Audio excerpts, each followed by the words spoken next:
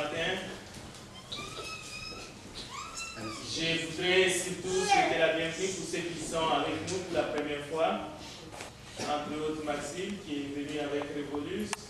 Je voudrais vous inviter avant tout dans la prière. Prions ensemble. Éternel notre Dieu, comme nous venons de les chanter, jusqu'à la mort, c'est ce que le Seigneur Jésus-Christ a fait pour nous. Il nous a montré l'exemple de l'obéissance en allant jusqu'à la mort de la croix pour nous, pauvres pécheurs. Jusqu'à la mort, c'est ce que nous voulons aussi, aller dans notre foi, dans notre obéissance. Mais comme nous venons de les chanter, nous tremblons devant la mort et nous sommes faibles. Voilà pourquoi nous avons besoin de ton aide ce matin. Que cette parole nous fortifie. Aide-nous à saisir cette occasion afin de nous mettre debout, une fois pour toutes, et afin de nous engager sur le chemin de la croix. Bénis ta parole ce matin, Père. Bénis tous les auditeurs et les auditrices ce matin. Bénis nos frères et sœurs qui ne sont pas ici. Père, tu sais où ils sont. Jésus, aide-nous, secours-nous par ton esprit. Au nom de Jésus-Christ, notre Sauveur, nous avons ainsi prié. Amen. Amen. Amen.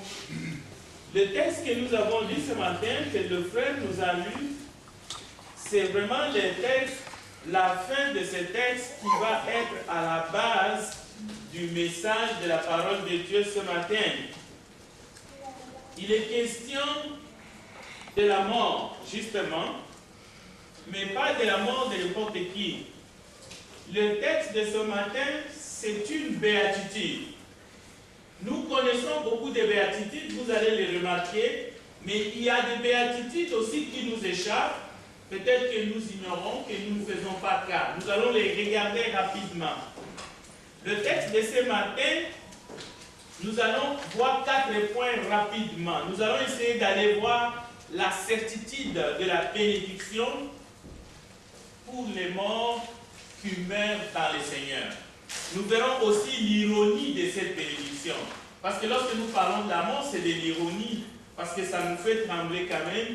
Nous allons voir l'ironie de la bénédiction des morts dans le Seigneur. Et nous verrons la condition de cette bénédiction pour les morts qui meurent dans le Seigneur. Et finalement, par la grâce de Dieu, nous allons voir le repos de cette bénédiction. Qu'est-ce que cela nous apporte? Alors, sans plus tarder, si vous regardez au verset 12 des textes de la lecture de ce matin, je vais les lire encore une fois. C'est ici la persévérance des saints qui gardent les commandements de Dieu et la foi de Jésus. Et j'ai entendu du ciel une voix qui disait, écrit, heureux dès à présent les morts qui meurent dans le Seigneur. Oui, dit l'Esprit, afin qu'ils reposent de leurs travaux, car leurs œuvres les suivent. Nous venons de suivre l'étude de la parole de Dieu. Il est question des travaux que nous pouvons faire au nom du Seigneur en tant que des ouvriers, en tant que des disciples et des chrétiens. Nous venons de chanter avant que je prenne la parole que nous voulons être des soldats jusqu'à la mort. Jusqu'à la mort, nous voulons suivre l'exemple du Maître. Mais rapidement, je voudrais vous rappeler les béatitudes que nous connaissons et que parfois qui nous collent à la peau. Je vais peut-être les citer. Heureux le pauvre en esprit, heureux ceux qui ont le cœur pur, car ils verront Dieu. Il y a par exemple, heureux serez-vous lorsque les hommes vous haïront, ainsi de suite. Nous connaissons ces béatitudes-là. Matthieu chapitre 5, versets 1 à 7. Nous maîtrisons ces béatitudes-là. Nous avons même ces béatitudes-là dans notre cœur. nous les connaissons par cœur. Voici d'autres béatitudes, telles que dans 1 Pierre chapitre 3, verset 10. Car celui qui veut aimer la vie et voir d'heureux jours, qu'il garde sa langue de mal et ses lèvres de proférer la fraude. Écoutez ma voix, je serai votre Dieu et vous serez mon peuple. Marchez dans toutes les voies que je vous ai prescrites afin que vous soyez heureux. Une béatitude, c'est comme un trésor. C'est une promesse que Dieu donne à ceux qui gardent sa parole. Et nous pouvons tenir bon. Nous pouvons saisir ces béatitudes pour que nous puissions aller vers l'avant. Jacques chapitre 1 verset 25 dit: mais celui qui aura plongé le regard dans la loi par faute de la loi de la liberté et qui aura persévéré, n'étant pas un auditeur oublié, mais se mettant à l'œuvre, celui-là sera heureux dans son activité. Les béatitudes commencent toujours par heureux ou ça se termine par heureux. Je vais citer encore quelques-uns. Actes chapitre 20 verset 35. En travaillant ainsi, il nous faut secourir les faibles et nous souvenir les paroles du Seigneur qui lui-même a dit: il est plus heureux à donner qu'à recevoir. C'est une béatitude. Un autre béatitude dans Apocalypse chapitre 16 verset 15. Voici, je viens comme un voleur. Heureux celui qui veille et qui garde ses vêtements afin qu'il ne marche pas nu et qu'on ne voit pas sa honte. C'est une autre béatitude. Mais celle qui nous intéresse aujourd'hui, avant que je le cite, je vais vous citer encore une autre. Matthieu chapitre 11, verset 6. Heureux celui pour qui je ne serai pas une occasion de chier. C'est Jésus lui-même qui le dit. Donc, maintenant, nous allons voir cette béatitude que beaucoup ignorent. Et c'est ça le message de ce matin. Apocalypse chapitre 14, verset 13. Écoutez cette béatitude qui va vous sembler étrange. Heureux dès à présent les morts qui meurent dans le Seigneur. Oui, dit l'Esprit, afin qu'ils se reposent de leurs travaux, car leurs œuvres les suivent. C'est une béatitude. La première question, êtes-vous prêt d'échanger vos dogmes religieux, de les laisser de côté, de corriger ce qui serait peut-être une erreur? Bien, nous avons entendu parler de la mort depuis le livre de la Genèse, au chapitre 3, verset 19. C'est à la sueur de ton visage que tu mangeras du pain jusqu'à ce que tu retournes dans la terre, d'où tu as été pris car tu es poussière et tu retourneras dans la poussière. Ces paroles sortent de la bouche du Dieu Tout-Puissant, le Dieu d'amour, le Père parfait. Il n'y a point de l'ombre en lui, ni de variation. Dieu nous explique la nature même de l'homme. Il est en train de parler de ce que nous appelons la première mort, une mort temporaire. Cette mort qui nous fait trembler. Nous voulons louer Dieu ce matin, mais nous voulons essayer de saisir cette béatitude, de comprendre cet appel. Je connais un homme de Dieu, il s'appelait Richard. Il avait fait un sermon un dimanche matin à la radio. Mais en rentrant chez lui, il a été victime d'un accident de circulation. Dans sa voiture, il a quitté cette terre, il est parti dans l'au-delà. Il n'avait que 38 ans. Et la plupart de ces sermons, on continue à l'écrire et à les envoyer partout dans les églises du Christ. C'était un prédicateur en France, dans la ville de Lille. Je peux vous en citer d'autres exemples. Je connais un autre qui a présenté aussi un sermon un dimanche matin qui ressemble à celui-ci. 2 mois après, à la suite d'un cancer de pancréas, ce prédicateur a remis son esprit entre les mains de Dieu. Il est parti. Il a quitté ce monde, cette terre des hommes.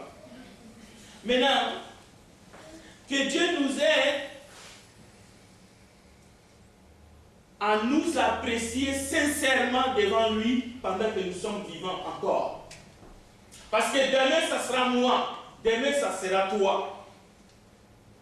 Nous devons apprendre ce que signifie l'amour les uns les autres, mais pour de vrai. Parce que si nous nous aimons de l'amour du Seigneur, nous n'allons pas nous laisser les uns les autres traîner dans la boue du péché. Nous allons tout faire parce qu'il y a quelque chose de plus grand que le Seigneur nous prépare. Il est dit dans la béatitude. Il dit, heureux le monde dans le Seigneur dès à présent. Le jour viendra où la mort et le séjour des morts seront jetés dans les temps de feu. Nous savons ces vérités. C'est écrit dans les évangiles, même dans l'Apocalypse. Mais le problème n'est pas là. Mais quand un chrétien que nous sommes, vous êtes face à face avec la mort. Comme les premiers chrétiens persécutés au 1er siècle, ils ont été face à face avec la mort. En ce moment-là, peu importe les gens qui sont autour de vous, peu importe ce que ta femme te dit, peu importe ce que ton mari te dit, ce qui est important, tu veux écouter Dieu. Tu veux savoir, est-ce que je vais écouter une parole de consolation qui vient d'en haut? Lorsque nous sommes face à face avec la mort, ce que nous voulons, c'est la voix du Père, la voix du Seigneur Jésus-Christ, la voix fille du Saint-Esprit. Nous voulons écouter la parole de Dieu qui peut nous rassurer que nous sommes sur la bonne voie. Peu importe. Est-ce que si le rideau tombe maintenant, est-ce que je suis sur la bonne voie? Est-ce que je veux voir le Dieu Tout-Puissant, celui que nous sommes venus adorer? Est-ce que je serai accueilli par ces anges là-haut? Ou est-ce que j'ai encore des choses à régler? Pourquoi je l'ai dit? Regardez, la terre semble stable. Lorsque nous regardons la terre, le ciel, cela nous paraît stable, solide, sûr. Mais la parole de Dieu dit, les ciels et la terre passeront. Cela veut dire que ce n'est pas stable. La seule chose qui est stable, c'est la parole de Dieu. Cette terre n'est pas stable parce qu'elle va passer. Le ciel n'est pas stable. Elle n'est pas éternelle. Elle va passer. Mais la parole de Dieu, demain, ne passera pas. C'est ça le secret. Dieu nous a tant aimés. C'est pour cela que nous ne manquons pas de choses à dire. Lorsque nous regardons dans la parole de Dieu, nous trouvons toujours des merveilles. Apocalypse chapitre 14, verset 9, c'est le texte que nous essayons de ranimer maintenant ce matin, afin que nous puissions croire à la promesse de Dieu, afin que nous puissions saisir cette béatitude et comprendre quel est le message de Dieu pour nous. Et ce message est pour les non-convertis, tout comme c'est pour les convertis, les chrétiens. C'est la même chose, parce que nous mourrons tous. Le troisième ange, c'est là et le secret. Écrit. Pourquoi écrit? Parce que c'est une parole solide. Jean vous écoute. Non seulement il écoutait, mais le Saint-Esprit lui dit écrit. Pourquoi écrit? Les Égyptiens, lorsque le message était solide, ils disaient que cela soit écrit et accompli. Parce qu'ils ont triché. Ils savaient comment Israël marchait avec Dieu. Alors dans les stèles en Égypte, lorsqu'on élevait une stèle, lorsque Pharaon parlait, Pharaon disait que cela soit écrit et accompli. Là, l'Esprit est en train de dire à Jean, écrit. Heureux d'eux à présent les morts qui meurent dans le Seigneur. Oui, dit l'Esprit, c'est l'Esprit qui parle. Afin qu'ils se reposent de leurs œuvres, car leurs œuvres le suivent. Je dois avouer devant vous que nous prions tous les uns les autres pour que personne ne meure parmi nous. Marthe et Marie ont prié pour que leur frère Lazare ne meure pas. Et c'est tout à fait normal. Un jour, je suis tombé dans un champ de mine. Ma mère, qui n'était pas croyante à l'époque, elle a prié pour que je ne meure pas. Elle disait, c'est mon fils qui doit m'enterrer, ça ne doit pas être ton frère. Mais j'étais en train de partir. Et c'est ça le problème. C'est vrai, c'est réel. Mais, chers frères et sœurs, qu'est-ce que Jésus demande à son Père pour nous, les chrétiens, pour ses disciples? Quelle est la prière de Jésus dans Jean 17? Écoutez bien la prière de Jésus dans Jean 17, verset 24. Jésus dit ceci: Père, je veux que là où je suis, ce que tu m'as donné soit aussi avec moi, afin qu'ils voient ma gloire. Dans Jean chapitre 14, verset 2, Jésus lui-même encore, en face de ses disciples, écoutez ce qu'il dit. Il s'adresse directement à ses disciples, il dit ceci: il y a plusieurs demeures dans la maison de mon Père. Si cela n'était pas, je vous l'aurais dit, je vais vous préparer une place, et lorsque je m'en serai allé, et que je vous aurai préparé une place, je reviendrai, et je vous prendrai avec moi, afin que là où je suis, vous y soyez aussi. Maintenant, qui peut retenir le bien-aimé du Seigneur pour les empêcher d'aller là où lui veut que nous soyons? Qui peut empêcher que la prière de Jésus pour les disciples ne soit pas exaucée par son Père? Voilà pourquoi je vous ai donné des exemples, des hommes qui ont travaillé fidèlement, pour ne citer que, mais ils sont pris. Et on peut prendre des exemples dans la Bible. Étienne est parti, Pierre est parti. On peut citer d'autres. Ce n'est pas par une prière qu'on peut faire de sorte qu'on va se garder là où Dieu ne veut pas que nous soyons. Oubliez ça.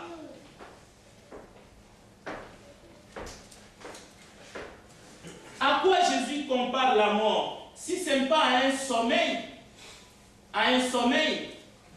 Jésus ne se presse pas pour aller tirer Lazare de l'affaire. Il sait ce qu'il fait. Il n'est pas inquiet. Est-ce que nous aimons une parole sûre? Est-ce que nous nous contentons à une parole solide? La nourriture solide est pour les personnes matures. Mais le lait, c'est pour les enfants.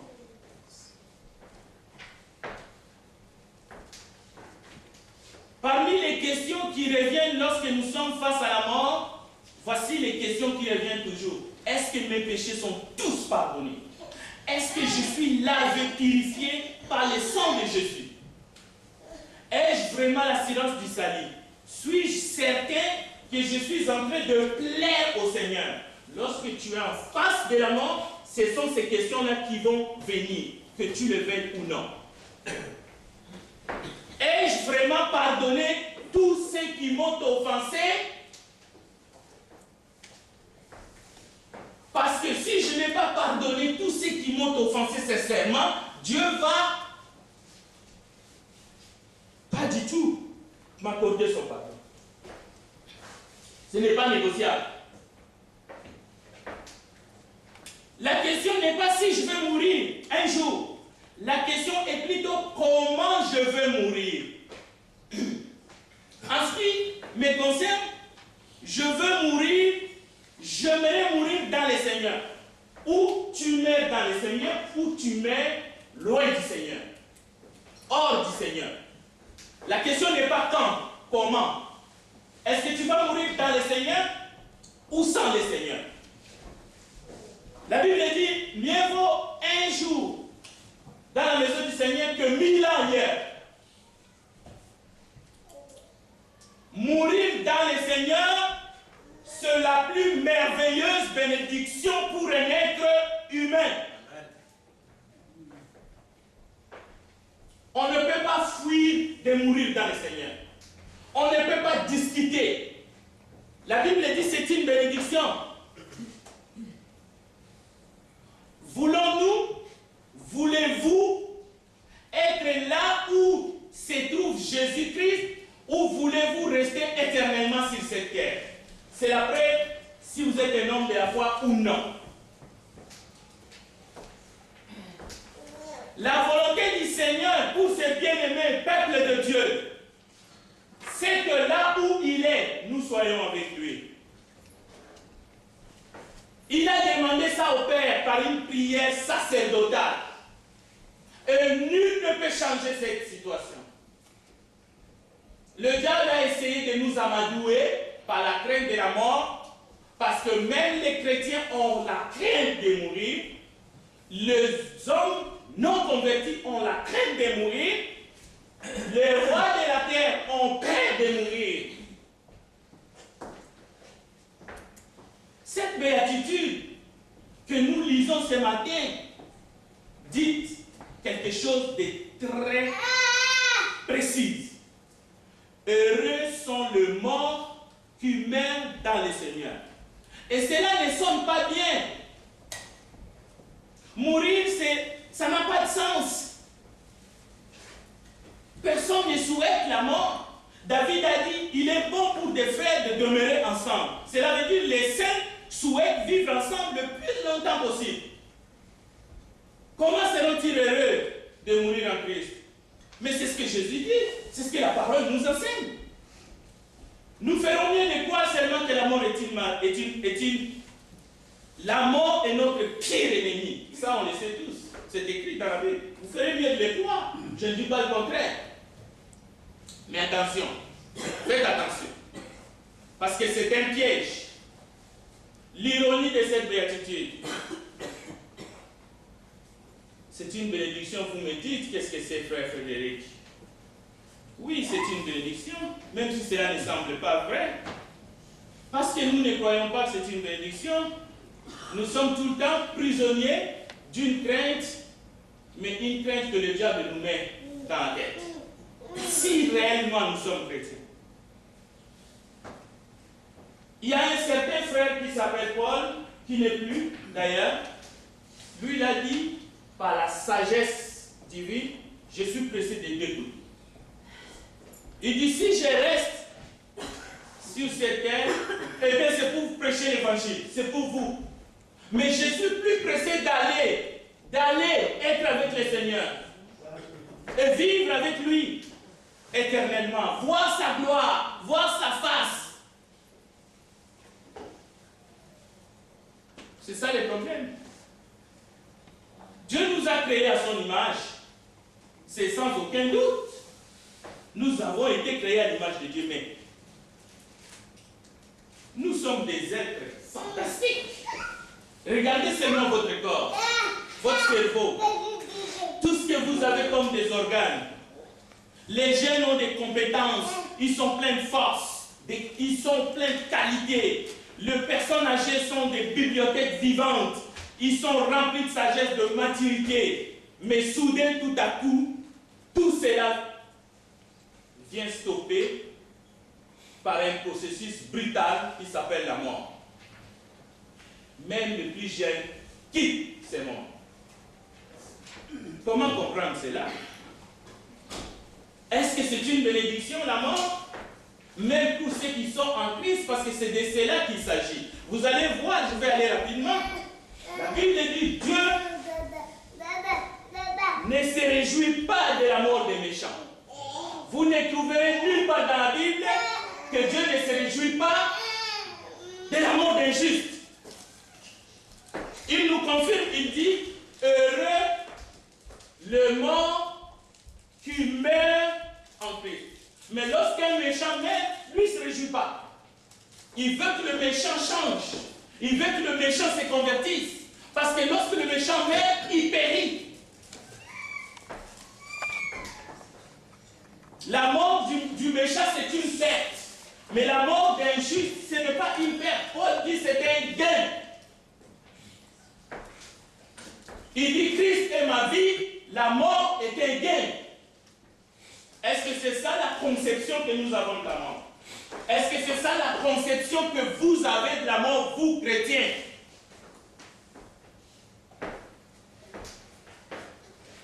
Je vais vous dire encore d'autres choses, rapidement. Écoutez ceci.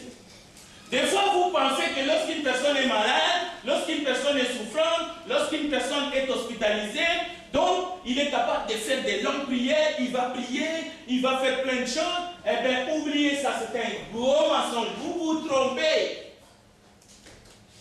Plus on grandit, plus on prend l'âge, plus on est malade, plus on souffre, tout diminue. Même la vue, votre vue devient faible. Vos résistances, il y a des choses qui vous lâchent. Toute votre capacité diminue progressivement. La maturité et la sagesse peuvent rester à un moment donné. Mais vous commencez à perdre même votre cerveau. C'est ça la réalité de l'homme sur la terre. Mais écoutez, pourquoi je dis ces choses? Vous feriez mieux d'utiliser votre jeunesse pour le Seigneur. Vous feriez mieux de travailler pour le Seigneur pendant que vous avez de la vigueur et de la force dans vos membres. Chaque partie de votre jeunesse, utilisez cela pour la gloire de Dieu tant que vous le pouvez. Vous feriez mieux d'en tenir compte et de faire, de travailler pour Dieu de maintenant.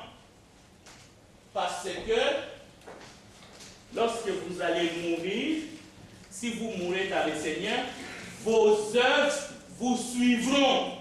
Vos travaux vont vous suivre. Si vous mourrez dans le Seigneur. C'est ça que le texte dit. Ne soyez pas dupes au mensonge du diable. Ne remettez rien à demain. Parce que demain, vous ne serez plus capable de faire ce que vous pouvez faire maintenant.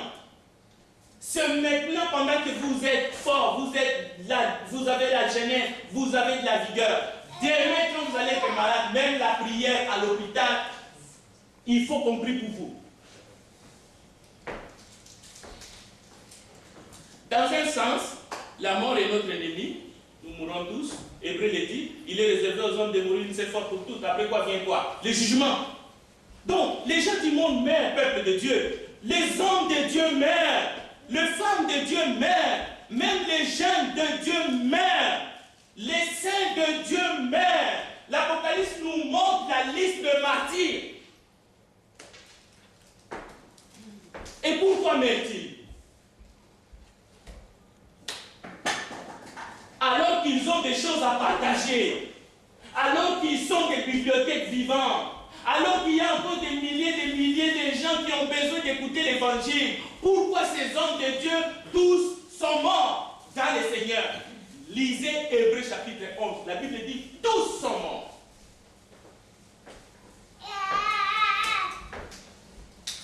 Écoutez, Dieu ne se réjouit pas de la mort du méchant.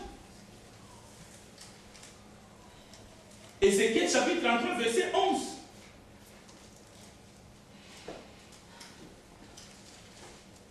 Dieu désire la mort de ceux qui meurent dans le Seigneur. Parce qu'ils ont accompli les œuvres que Dieu a préparées en avance. Parce qu'ils vont se reposer de leurs œuvres, de leurs travaux, ils vont les suivre. Donc, il y a des catégories de gens, peuple de Dieu. Écoutez bien, ceux qui sont en Christ et ceux qui ne le sont pas. Ceux qui sont nés 2 fois et ceux qui sont nés une seule fois. Ceux dont le péché est pardonné et ceux qui sont encore dans leur péché.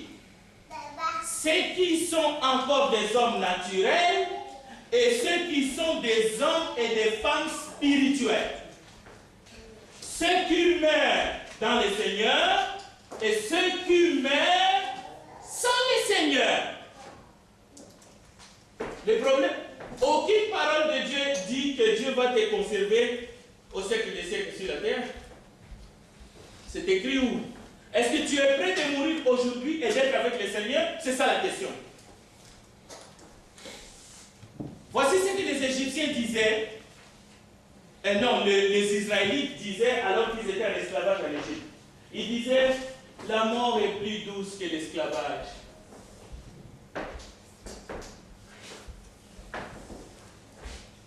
Vous devez vous demander ce matin, suis-je en Christ ou pas? Suis-je en union avec lui ou pas? Suis-je dans la chair ou dans l'esprit? Est-ce que vos péchés sont pardonnés ou pas? Ne laissez rien à découvert. Assurez-vous que vous êtes en Christ. Sans quoi, vous n'êtes qu'un misérable qui se dirige vers l'enfer, vers la mort.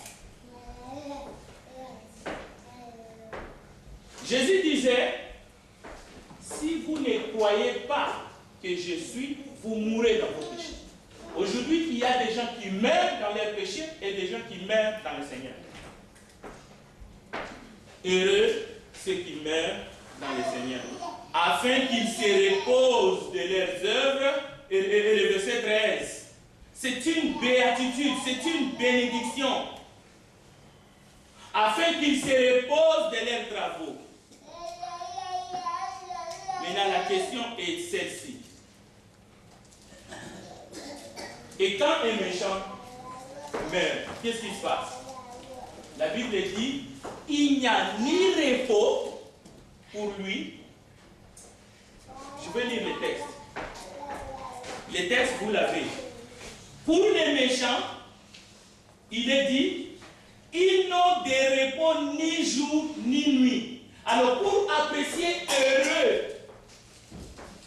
le mort, heureux ceux qui meurent dans le Seigneur, pour apprécier ça, il faut comparer avec la mort des méchants.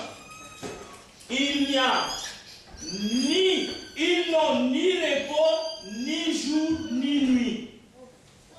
Pour l'éternité. Cela veut dire les souffrances d'un méchant lorsqu'il meurt, ça ne s'arrêtera pas. Si cela peut vous aider ce matin pour prendre position pour Christ, allez-y, faites vite. Qui croit cela? On essaie d'éviter ce message. On ne parle pas de la mort. Pourquoi je vais vous prêcher la vie, la prospérité, la stabilité, alors que la mort, c'est une bénédiction pour ceux qui meurent dans le Seigneur? Il faut que je vous le prêche. Il faut que vous sachiez toute la vérité. Et il faut que vous soyez prêts. Et il faut que vous l'acceptez.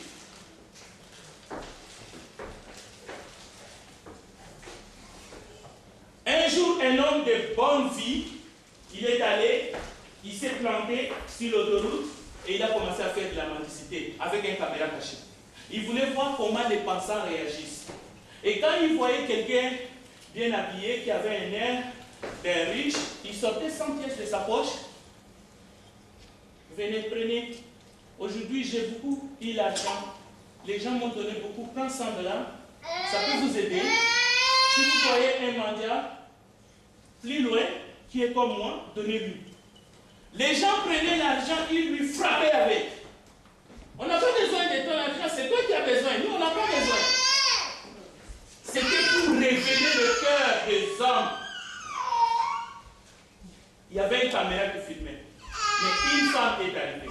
Madame, il est là, les habits déchiquetés, il se pue. Madame, tiens. Aujourd'hui, je fais la tête, j'ai eu beaucoup. Prends ça, ça peut t'aider. Tu peux acheter un café ou donner au mendiant qui va à côté, plus loin.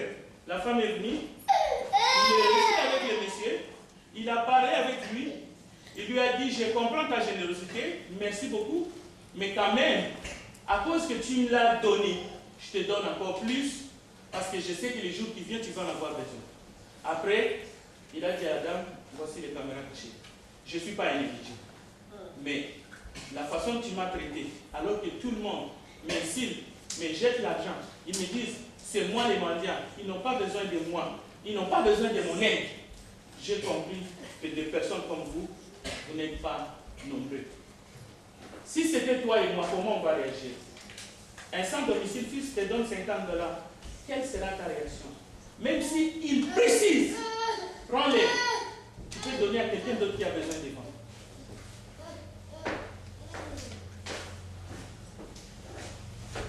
La question est celle-ci. Est-ce que tu as travaillé pour les âmes? Est-ce que j'ai travaillé pour répandre la vérité? Est-ce que je véritablement passé du temps pendant ma vie sur cette terre à m'occuper des affaires de mon Père Céleste? Si oui, ok, tes œuvres te suivront. Sinon, il n'est jamais trop tard. Comme nous avons écouté dans l'étude, commencez à les faire, parce que la mort vient.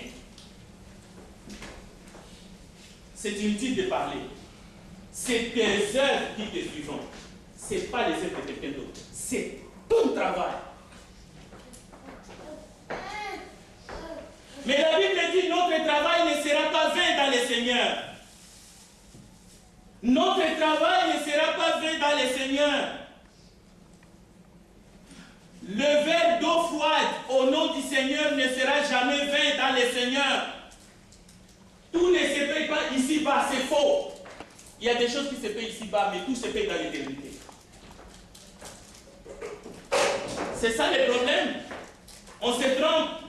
C'est bien de travailler 8 heures ou plus pour vivre mieux et d'être considéré dans ce monde comme quelqu'un de responsable. C'est très bien. De travailler dans l'usine, c'est très bien. C'est très bien. Et jusqu'à la retraite, et de prendre cette retraite méritée, c'est très bien. C'est bien de travailler comme docteur, comme soldat, comme ingénieur, comme député, directeur, comptable. C'est très bien. Je ne dis pas que cela ne compte pas. Ça compte.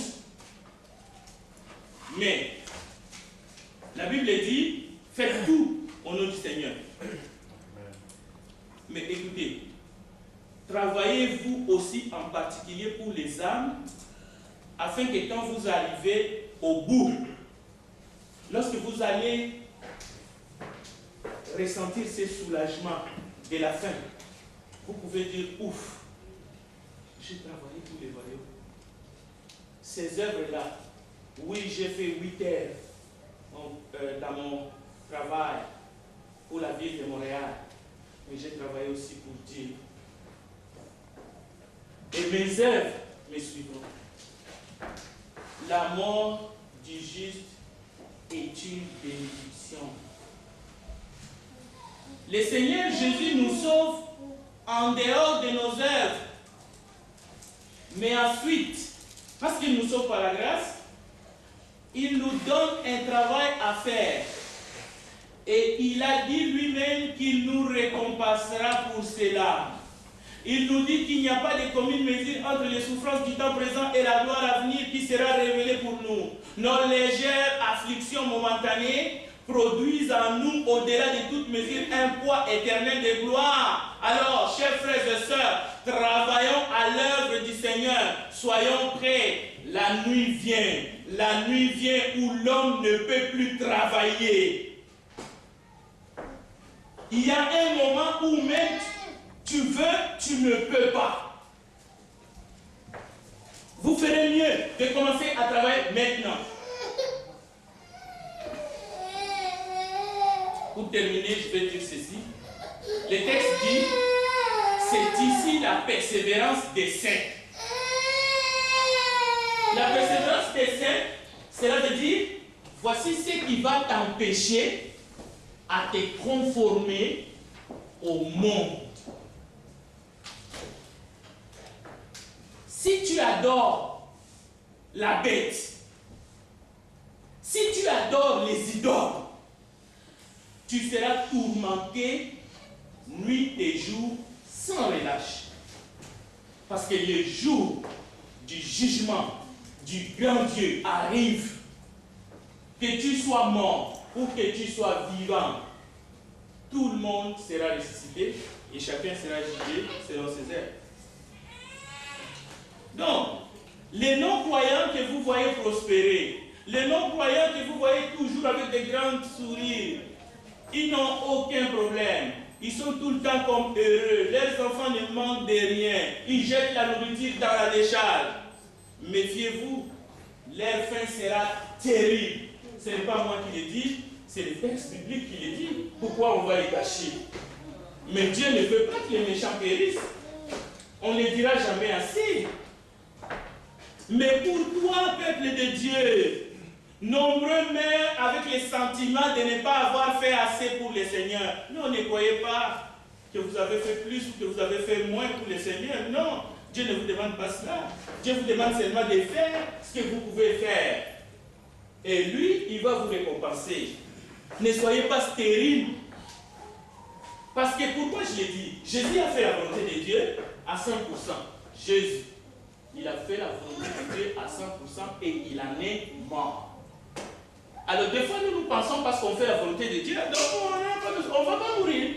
Dieu va nous épargner toujours. La mort c'est pas. Jésus il a fait la volonté de Dieu à 100%, il est mort. Et Dieu l'a ressuscité comme prémisse pour nous montrer, ça sera pareil pour nous. Donc, c'est dans la foi que tous les chrétiens sont morts. Pourquoi les chrétiens d'aujourd'hui sont déconnectés de la vraie parole de Dieu?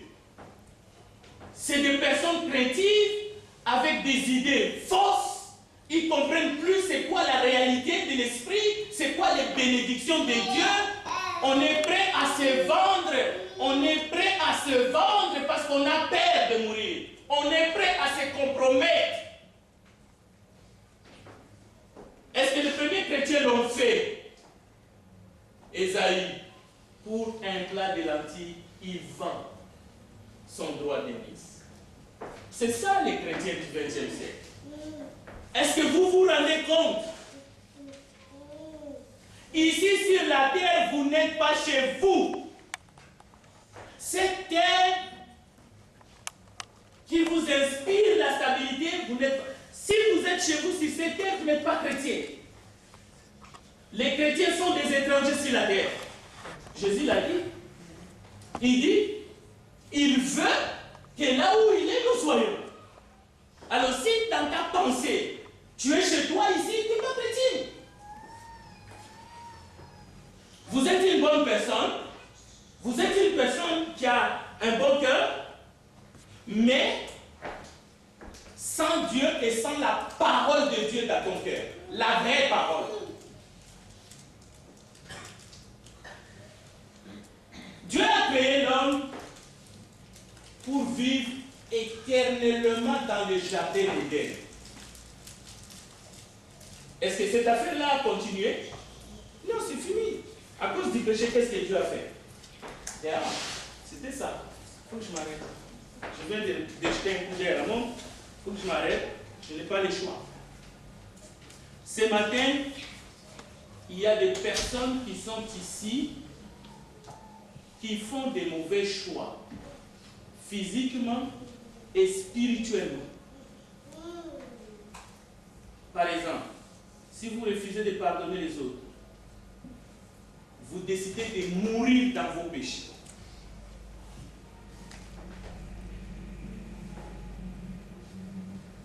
Est-ce que Christ est tout pour toi?